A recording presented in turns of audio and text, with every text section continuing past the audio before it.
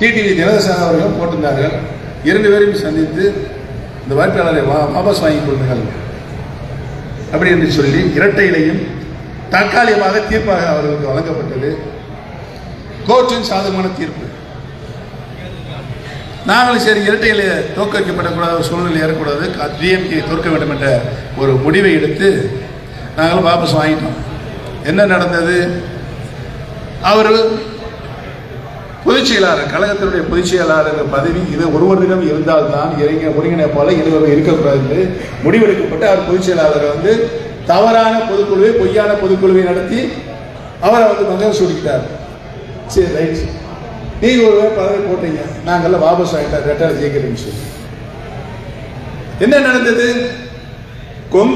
கொங்கு மண்டலத்தில் 66,000 வாக்குகள் வித்தியாசத்தில் இரட்டைகளை தோற்கப்படுவதற்கு காரணம் திரு எடப்பாடி பழனிசாமி தான் என்பது இன்னைக்கு வரலாறு ஆகிவிட்டது. கேவலம் 1989 மாண்பு அம்மா அவர்கள் தனியாக தேர்தலில் பொது தேர்தலை சந்தித்த போது சேவல் சின்னத்தில் 5 சட்டமன்ற தொகுதிகளை பெற்ற கொங்கு மண்டலம் ஈரோடு மாவட்டம். ஒரு சட்டமன்ற தொகுதியில் ஈரோடு கிழக்கு சட்டமன்ற தொகுதியில் 66,000 வாக்கு வித்தியாசத்தில் தோற்கடிக்கப்படுகிறது என்று சொன்னால் மக்களும் உங்களை விரும்பவில்லை, கழகத்தினுடைய தொண்டர்களும் உங்களை விரும்பவில்லை என்பதுதானே அர்த்தம். அதானே அர்த்தம். ஒரே விடாக்குடியாக இந்த பதவியில் இருந்து கொண்டு கழகத்தை அவர் பொறுப்பேற்று சின்னாபனம் ஏற்படுத்திட்டார். யாரெல்லாம் கட்சிக்கு உழைத்தவர்கள், அம்மா எனக்கு 2 தடவை முதலமைச்சராக நியமனம் செய்தார்கள். நம்ம எம்பி சொன்னது மாதிரி 2001 தந்தாங்க, 2014 தந்தாங்க, 2க்கு இடைவெளி 13 ஆண்டுகள்.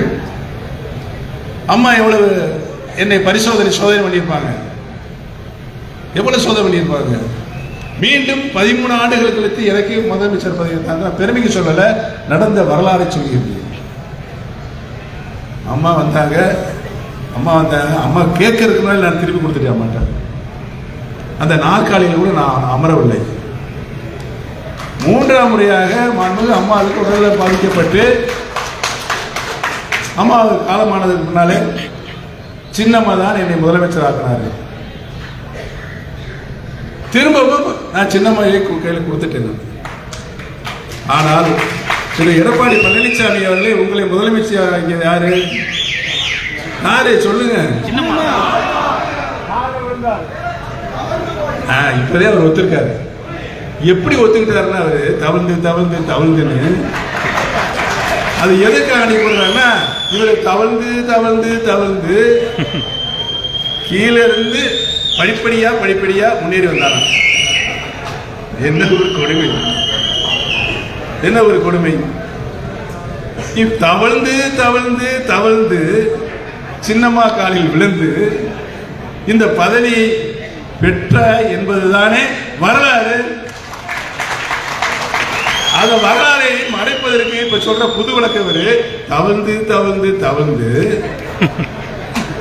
படிப்படியாக முன்னேறிய அரசியலில் தேர்தலில் நின்ற திரு பழனிசாமி அவர்கள் நீங்கள் வெற்றி பெற்று முதலமைச்சர் ஆனீர்கள்.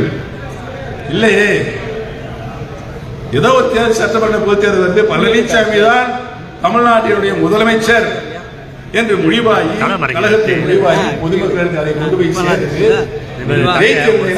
நீங்க சொல்ற மாதிரி தவழ்ந்து நீங்க முதலமைச்சர் பாராட்டலாம். ஆனால் என்ன நடந்தது? அம்மா ஆட்சி 2016 அவங்க பெற்று தந்த ஆட்சி. தன்னுடைய உடல்நிலையை கூட அம்மா பொருட்படுத்தாமல் தமிழ்நாடு சுற்றுப்பயணம் செய்து அனைத்து தொகுதிகளுக்கும் அனைத்து மாவட்டங்களுக்கும் அம்மா பேசிய இடங்களுக்கெல்லாம் நானும் சென்றிருக்கின்றேன் அவரோடு. அப்படி மாண்புமிகு அம்மாவை 2016 பெற்று தந்த ஆட்சியில் தானே நீங்கள் 2017 முதலமைச்சர் ஆனீர்கள். அதுதானே நடந்தது. இப்ப பேசுறாரு, அது மறைக்கிறார. தவழ்ந்துன்னு நம்ம எல்லாம் சொல்றோம்ல, எல்லா கட்சிக்காரரும் சொல்ல ஆரம்பிச்சாங்க. அப்ப முதலமைச்சர் ஆனீங்களே அப்படின்னு சொல்லி விமர்சனம் பண்ணாங்களே, அதுக்கு இப்ப ஒரு புது வழக்கம் கொடுக்குறாரு. ரைட்டு. இப்ப என்ன நடக்குது? அனைத்தையுமே வன்முறை மூலம் வெறியாட்டம் நடத்தி கைப்பற்றிச்சிங்க பொதுச் செயலாளர்கள், அதற்கு முதலமைச்சர் பதவி. இப்பொழுது நம்முடைய எதிர்நிற்கின்ற பிரச்சனை, நம்மை எதிர்நோக்கி நாடாளுமன்ற தேர்தல். இந்த நாடாளுமன்ற தேர்தலில் நம்மோடு பல கட்சிகள் கூட்டணி சேர்ந்து இந்த தேர்தலை சந்திக்கக்கூடிய ஒரு சூழல் இப்பொழுது ஏற்பட்டிருக்கிறது.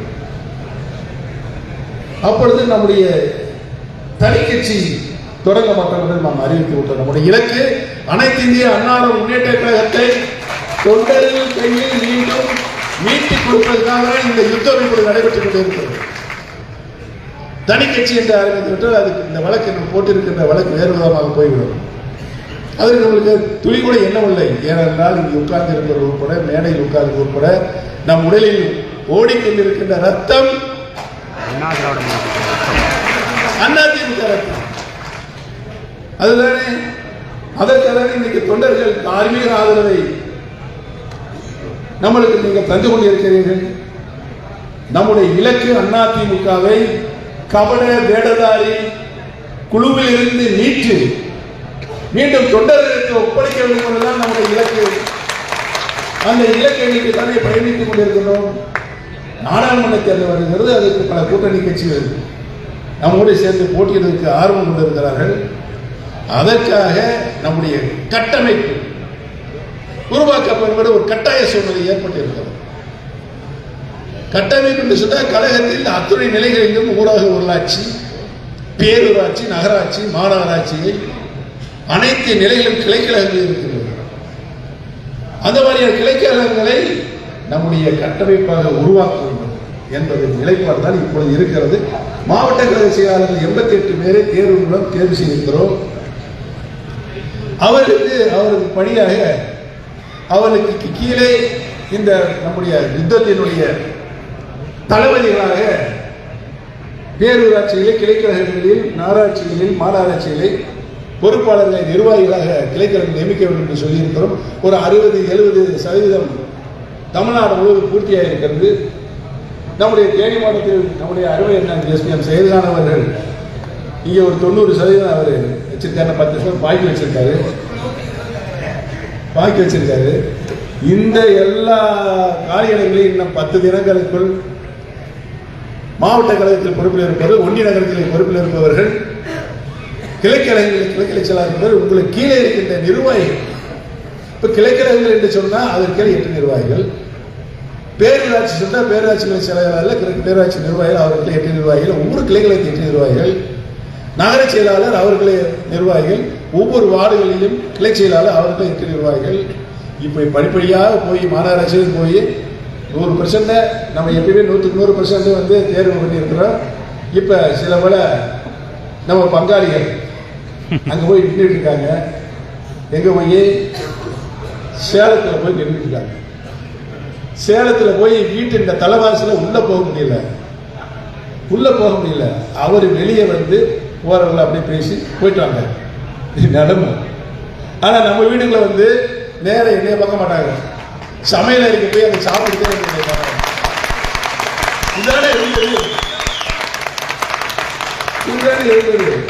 புரட்சி தலைவி மாண்பு அம்மாள் என்னும் ஒரு தகவலை சொன்னார்களா ஒன்னா இருக்கும்போது, ராணிப்பேட்டை தொகுதியிலிருந்து ஒரு அமைச்சராக இருக்கிறார் முகமது ஜான் என்னை கூப்பிட்டாங்க. அம்மா பன்னீர்செல்வம் இந்த முகமது ஜான்ஜியே வேலை பார்த்துட்டு இருந்தாரு, அவருக்கு எம்எல்ஏ கொடுத்து மாவட்ட செயலாளர் கொடுத்து அமைச்சராக ஆக்கிட்டார். எந்த நோக்கத்திற்காக ஒரு ஆளை, ஒரு சாதாரண ஆளுகளை, தொண்டர்களை எல்லாம் உச்சபட்ச பதவி நான் படிப்படியாக தந்து அவர்கள் அமைச்சராக என்று சொன்னால், கீழே இருக்க தொண்டர்களையும் அவருடைய தேவைகளை பூர்த்தி செய்ய வேண்டும் என்பதற்காகத்தான் இந்த உச்சபட்ச பதவியான அமைச்சர் பதவி நான் தருகிறேன். இந்த முகமது ஜான் என்ன செய்யறாருன்னா, அவர் வீட்டுக்கு யாராவது வந்தால் என் வீட்டுக்குள்ள யாரும் வரக்கூடாது, செக்ரட்டரியேட்டை நீ வந்து பார்க்கணும் அப்படிங்கிற ஒரு கட்டளை அவர் விட்டதுனால அம்மாவுக்கு அது போயிடுச்சு. அதனால பன்னீர்செல்வம் அப்போ அவரை நான் பதவியிலிருந்து எடுக்கப்பட்டு அன்னைக்கு சாயந்தரம் எடுத்துட்டாரு. எப்படி இந்த கட்சியை வழிநடத்தி சொல்றா பாருங்க.